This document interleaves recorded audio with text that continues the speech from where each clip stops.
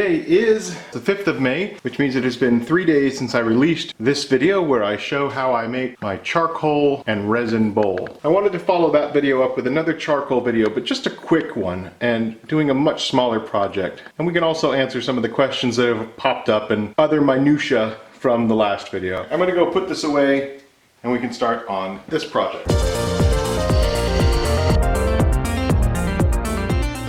So this project starts off with these chunks of stabilized charcoal, and the stabilization process was that we put it in a vacuum pot, sucked all the air out, and replaced that air with stabilizing resin. This material stabilized okay. There's just so many large gaps that the resin couldn't fill them all. I got some of these very interesting blue highlights. Now some of you speculated that that's actually the oil and the tar leaving the charcoal. Apparently there's a video from Cody's lab where he explains how to make activated charcoal, and that was a byproduct he saw. I haven't seen that video yet, but I'll take your word for it. That makes a lot of sense.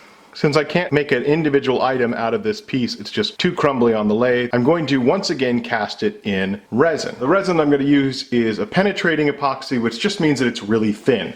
I bought these cups from the dollar store, the cute little cups, and I think they'll work well for a small cast that we're going to do. I'm just going to break up one of these smaller ones here.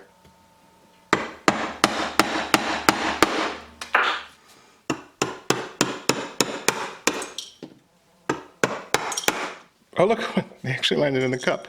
Okay, that's kind of neat. Yeah, so we're just gonna put a bunch in here. So we've got a handful of small pieces in here, and what we want to do is mix up some resin. I'll just do a number of pumps from each. 2, 8,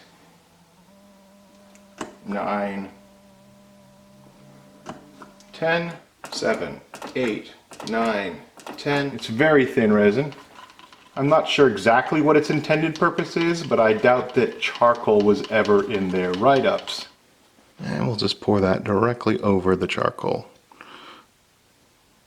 Oops, and I just realized that I forgot to add mold release. That's too bad.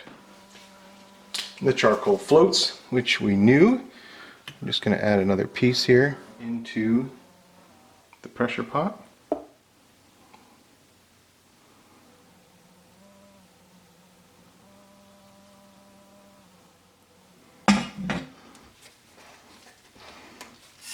We'll just charge the pot up to 50 psi.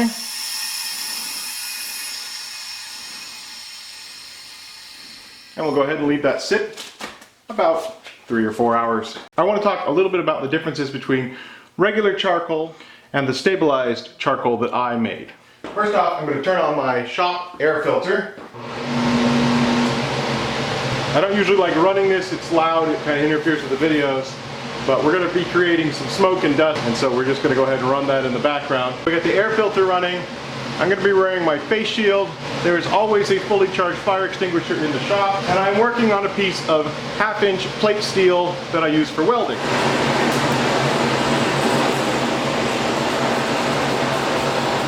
It is behaving just the way you would expect charcoal to behave.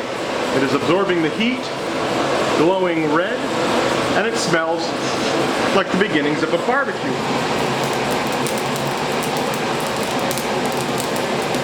Can you hear the difference? It is a horrible smell, by the way. It smells like burning plastic. Very different than the charcoal. What you're actually seeing is the plastic on fire. That is what is happening.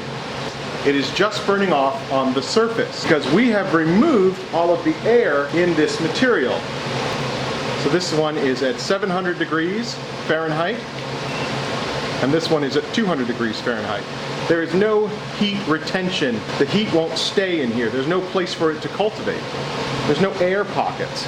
We really altered its properties by embedding it with resin. It is not as porous, so it doesn't retain heat. It is quite a bit different than charcoal.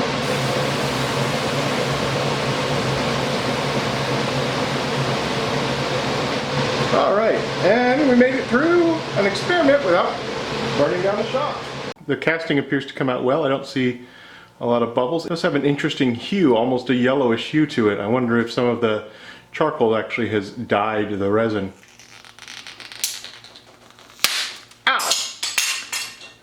crud. Ow.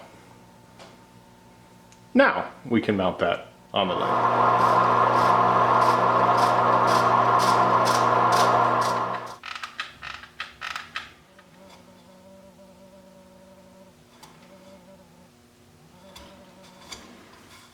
What we need to do now is drill out the inside diameter for the ring.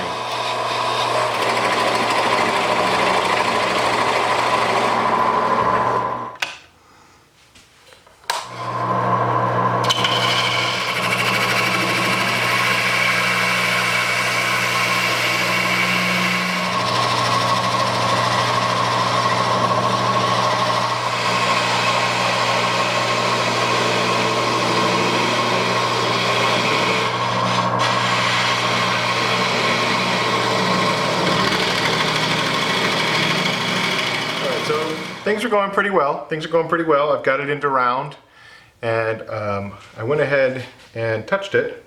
It was actually looking really cool, but this resin it's not made for casting. So I was trying something new. Sometimes when you try new things, they don't work out. Wow, that's too bad. It's not a very nice ring at this point. All right, so on to plan B. So this is a test piece that I did before making the charcoal bowl. And all it is a stabilized piece with the same resin that I used for the charcoal bowl. I turned it on the lathe, I polished it up, I just wanted to see if it was going to work as a proof of concept before I made a bowl. It's just falling apart. Can't hold its structure. So something around here. So we want a piece somewhere around here.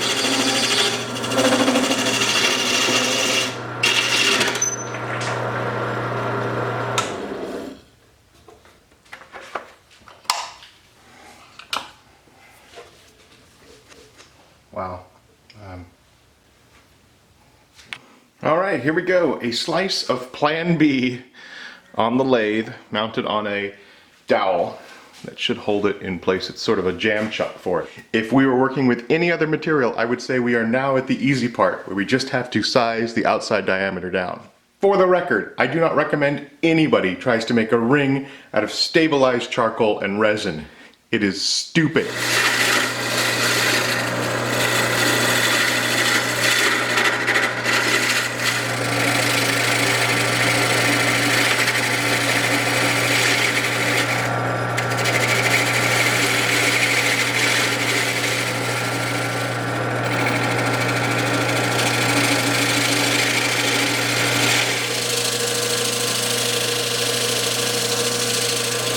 Still a lot of material left. That would be a stupid bulky ring. I guess we're gonna sand it.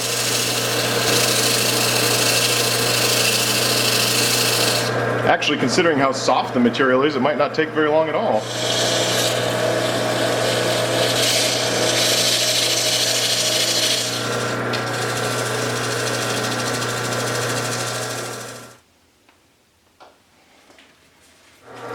We'll just go through the micro mesh, one grit at a time, like always.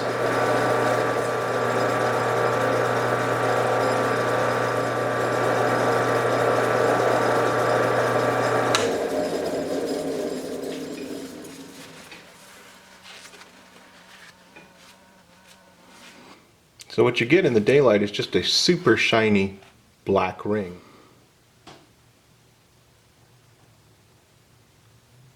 You can see the bumps and surfaces of the charcoal sort of shining off of it. But it's hard to really make out any of the detail or the definition of the charcoal itself. It fits well on my hand. It's got a nice profile to it. There's nothing wrong with it. It's a good looking ring. But I do like the way it looks under the black light. You get the ethereal look like you did with the bowl.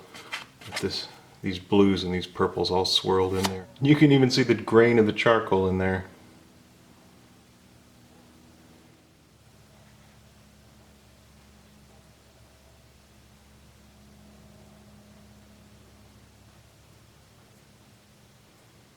This was not the easiest thing I've ever turned, but now that it is done, I'm very happy that it's all done. And I know someone will ask, so just so you know, the charcoal does not come off in your hands once it's polished. Thank you very much for watching. Catch you guys next time.